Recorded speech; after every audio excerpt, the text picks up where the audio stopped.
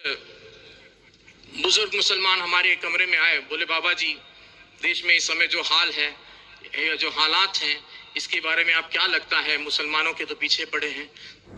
अस्सलाम वालेकुम दोस्तों, कैसे हो? उम्मीद करता हूँ खैरियत से होंगे। आज फिर एक वीडियो पर रिएक्ट करेंगे जो कि बहुत प्यारी और खूबसूरत है, जो कि एक साधु बाबा की है और जिन्होंने इस्लाम और मुसलमान के बारे में बहुत प्यारी प्यारी बातें कही हैं। आइए दोस्तों, बिना टाइम वेस्ट किए वीडियो को स्टार्ट करते हैं और देखते हैं साधु बाबा ने क्या क्या बातें इस्लाम और मुसलमानों के बारे में अच्छी अच्छी की हैं।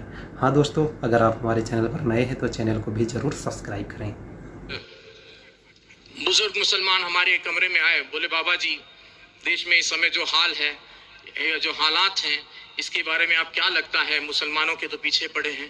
तो मैंने उनसे कहा कि मुसलमान होना अपने आप में गर्व की बात है, मुसलमान होना एक फख्र की बात है, बशर्ते कि वो मुसलमान हो। और मुसलमान से मतलब है मेरा मुकम्मल ईमान वाला, और मुकम्मल ईमान वाला कोई भी हो सकता है, फिर वो चाहे मुस्लिम हो, चाहे सिख हो, चाहे ईसाई हो, या मेरी तरह सनातन धर्म वाला एक मामूली सा अदना सा इंसान हो। तो मुकम्मल ईमान आना जरूरी है, और जब मुकम्मल ईमान आ जाएगा तो मुसलमानों का कोई क्या बाल बाका कर सकता है। कहते हैं कि नूरे हक शमे इलाही को बुझा सकता है कौन, जिसका हामी हो खुदा उसको मिटा सकता है कौन। ना तलवार की धार से, ना गोलियों की बौछार से। रब का बंदा डरता है तो सिर्फ परवरदिगार से, और आपको किसी से डरने की कोई जरूरत नहीं है। एक छोटा सा किस्सा और आपको सुना दूं। कश्मीर की यह सत्य घटना है, हमें हमारे गुरुजी ने सुनाई थी। कहते एक मुसलमान, जो सवेरे की नमाज होती है, फजर की शायद मेरे ख्याल से वही होती है, तो वो नमाज के वक्त वो जो है अपने घर से खोमचा बोलते हैं, छोटा सा ऐसा ठेला होता है जिसमें वो छोले और आलू उबाल कर घर से वो ले जाकर बेचते थे। तो बड़े ही अल्लाह के बंदे थे, बहुत ही ईश्वर की इबादत करने वाले बंदे थे। तो वो खोमचा बेचते थे और अल्लाह अल्लाह करते रहते थे। जो आता था उनको जो भी पैसा देता था वो उस पैसे को लेकर वो वहां खत्म कर देते थे मामला। तो वो खोमचा चला लेते थे और दे देते थे किसी को, और कोई भी उनको, अब ऐसे भी लोग थे उस भीड़ में जो उनको खोटा सिक्का देकर चले जाते थे, और वो अल्लाह अल्लाह करने वाले व्यक्ति, उनका ध्यान सिक्के पर ना होकर अपने अल्लाह पर रहता था। ऐसे काफी दिन गुजर गए। एक दिन वो अपने घर पहुंचे तो उन्होंने अपनी पत्नी से कहा कि भाई आज तुमने हमारे छोले और आलू जो खोमचा बनाती थी वो बनाया नहीं। तो बोले कि आज दुकानदार ने सामान नहीं दिया, सौदा नहीं दिया। बोले क्यों? बोले जितने भी सिक्के इकट्ठा किए हैं आपने, ये सारे खोटे सिक्के हैं।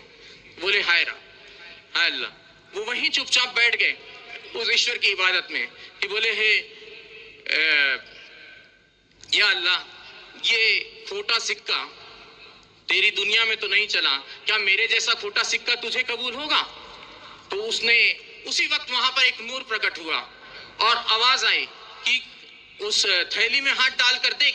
और जब उसने थैली में हाथ डालकर देखा तो वो सारे खोटे सिक्के सोने की अशर्फियों में तब्दील हो गए थे। तो मुसलमान ऐसा होता है जो किसी खोटे सिक्के को भी हाथ लगा दे तो सोने की अशर्फी में तब्दील कर दे। तो इस चीज का ख्याल रखना चाहिए, मुसलमान को किसी से घबराने की जरूरत नहीं है। और मैं पहले से और काफी दिनों से, मुझे एक व्यक्ति ने कहा कि बाबा जी अब आप कलमा पढ़ के मुसलमान हो जाओ। तो मैंने कहा मुझे कलमा पढ़ने की जरूरत नहीं, मैं खुद ही पहले से जन्मजात ही मुसलमान हूँ। और मुसलमान का मतलब यह नहीं कि कलमा पढ़कर ही हो सकता है, मुकम्मल ईमान कहीं भी आ सकता है, चाहे वो हिंदू में आए, चाहे मुस्लिम में आए, चाहे सिख में आए, चाहे ईसाई में आए, चाहे किसी यहूदी में आ जाए, किसी में भी आ सकता है। मुकम्मल ईमान आना जरूरी है।